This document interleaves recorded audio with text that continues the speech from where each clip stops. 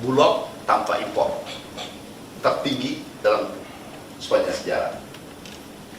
Kalau kita lihat tadi, kalau kita kalkulasi, bisa lihat stok beras ada dua ya, jangan dicampur aduk.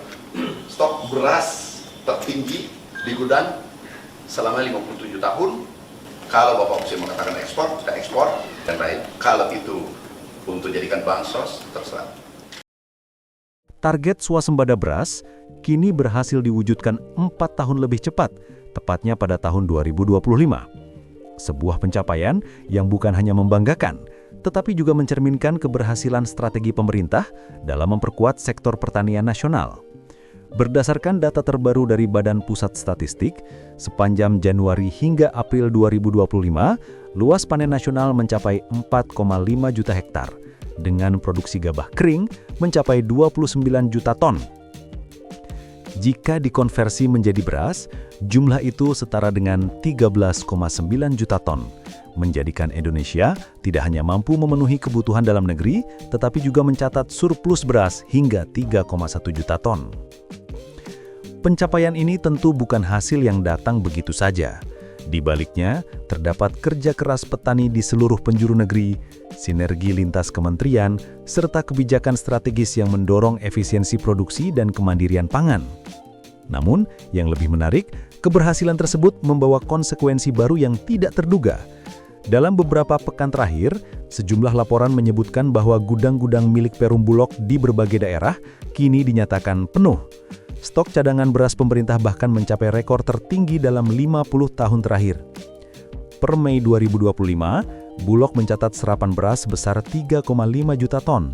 Angka tertinggi dalam sejarah lembaga itu sejak berdiri. Rekor ini melampaui capaian tertinggi sebelumnya yang terjadi pada Juni 1997 dengan serapan 3 juta ton beras. Ironisnya, keberhasilan ini justru memunculkan tantangan baru. Dari total 1.640 unit gudang Bulog yang tersebar di seluruh Indonesia dengan kapasitas penyimpanan mencapai 4,9 juta ton, seluruhnya kini dalam kondisi penuh. Bahkan, sekitar 500.000 ton beras disimpan di ruang darurat yang sebenarnya tidak layak dijadikan gudang penyimpanan.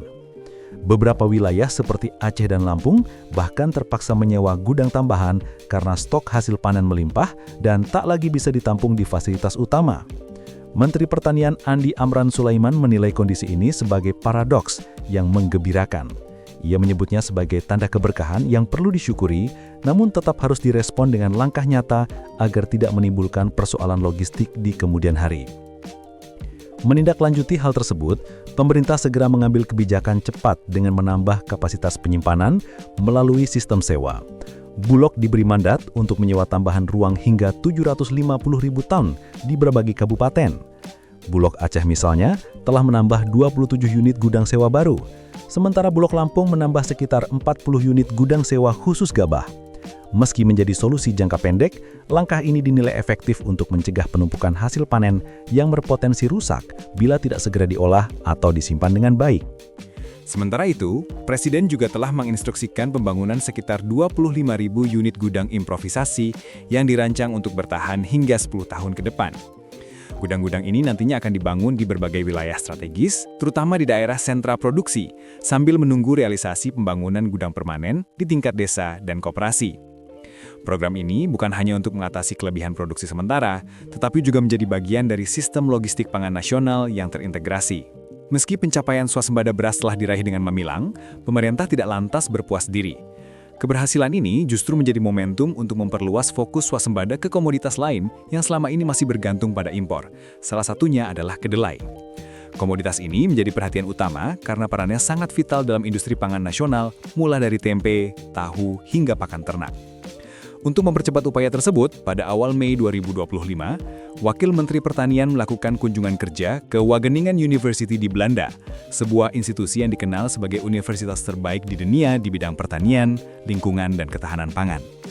Kunjungan ini bukan sekedar seremoni, tetapi merupakan pertemuan produktif untuk membahas sejumlah potensi kerjasama konkret antara Indonesia dan Belanda dalam riset pertanian. Salah satu topik utama yang dibahas adalah pengembangan varietas kedelai unggul yang adaptif terhadap iklim tropis. Selama ini hasil panen kedelai di Indonesia rata-rata hanya berkisar antara 1,5 hingga 2 ton per hektar. Angka ini jauh di bawah produktivitas kedelai di negara-negara subtropis seperti Amerika Serikat atau Brazil yang mampu mencapai 3 ton per hektar. Salah satu penyebabnya adalah karena tanaman kedelai secara alami lebih cocok tumbuh di daerah beriklim sedang atau subtropis. Melalui kolaborasi riset dengan Wageningen University, Indonesia berharap dapat mengembangkan teknologi rekayasa genetik dan bioteknologi yang mampu menghasilkan varietas kedelai unggul tropis dengan produktivitas lebih tinggi. Dalam salah satu sesi diskusi, perwakilan Indonesia menekankan bahwa kedelai memiliki nilai budaya dan ekonomi yang sangat besar bagi masyarakat Asia termasuk Indonesia. Karena itu, riset untuk menyesuaikan tanaman kedelai dengan kondisi tropis bukan sekedar pilihan, melainkan kebutuhan strategis. Wageningen University sendiri telah dikenal sebagai pusat riset global yang berhasil mengembangkan berbagai inovasi pertanian presisi, sistem budidaya berkelanjutan, serta pengelolaan lahan yang efisien. Selain fokus pada pengembangan varietas unggul, kerjasama ini juga mencakup penerapan sistem pertanian berbasis teknologi yang dikenal dengan istilah precision farming. Pertanian presisi merupakan pendekatan modern yang mengandalkan teknologi sensor, kecerdasan buatan, serta data satelit untuk memantau kondisi lahan, cuaca, dan kebutuhan tanaman secara real-time. Dengan sistem ini, petani dapat mengetahui kapan waktu terbaik untuk menanam, berapa banyak pupuk yang dibutuhkan, dan seberapa besar konsumsi air yang ideal. Pendekatan ini diyakini akan membawa revolusi besar dalam dunia pertanian Indonesia. Selama ini, banyak petani masih bergantung pada metode tradisional dan pengalaman pribadi dalam menentukan waktu tanam dan pola pemupukan. Dengan sistem pertanian presisi, keputusan pertanian akan berbasis data yang akurat, sehingga mampu meningkatkan produktivitas, mengurangi pemborosan sumber daya, serta menekan biaya operasional. Kedepan, Indonesia menargetkan agar konsep pertanian presisi ini dapat diadopsi secara luas, terutama di wilayah-wilayah sentra produksi utama, seperti Jawa Tengah, Sulawesi Selatan, dan Sumatera Barat.